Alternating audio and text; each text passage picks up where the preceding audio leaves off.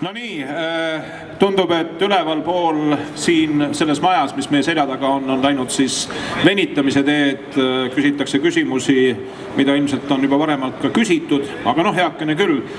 Igatahes ükskõik, mis otsus siit nüüd tänasel päeval välja ka tuleb ja missugune see hääletustulemus siis on, kui hääletatakse nii, et see maamaks ei tõuse, ja jääb ta antud hetkel veel selliseks, nagu ta siis siis on kõik hästi ja asi toimis.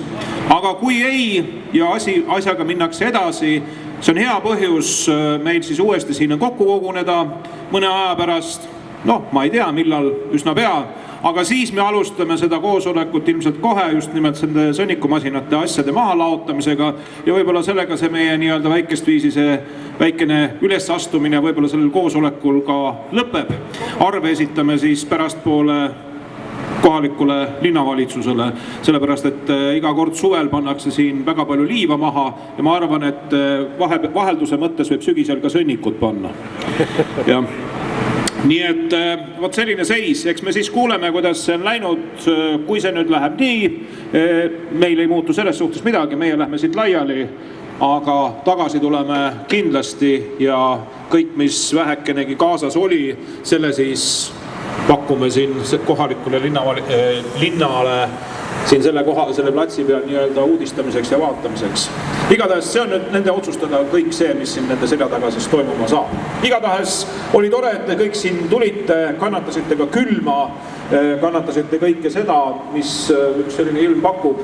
Me järgmine kord oleme targemad, organiseerime teile ka natukene sooja jooki ja natukene ka saiakesi siia, kui järgmine kord kokku tuleme, kui siis on vaja kokku tulla selle asja pärast. Nii et aitäh teile veel kord, selline oli siis tänane meeleavaldus, olge tublid, kohtumiseni, head päeva!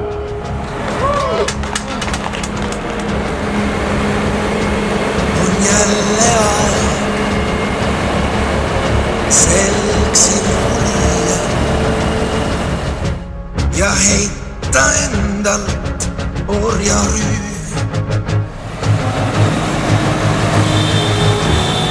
Loomishoos võib loodi koos, võiks sünnida uuesti.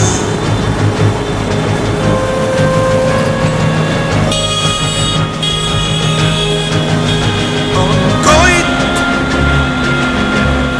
kuninglik loit, valguse võit,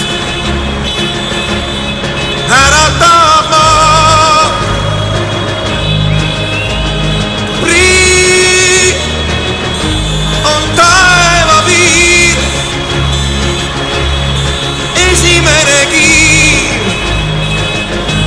Langemas me maale kõik,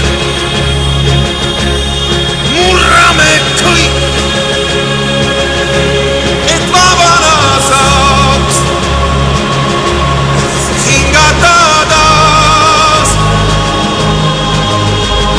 Näe, on murdun jää, ulata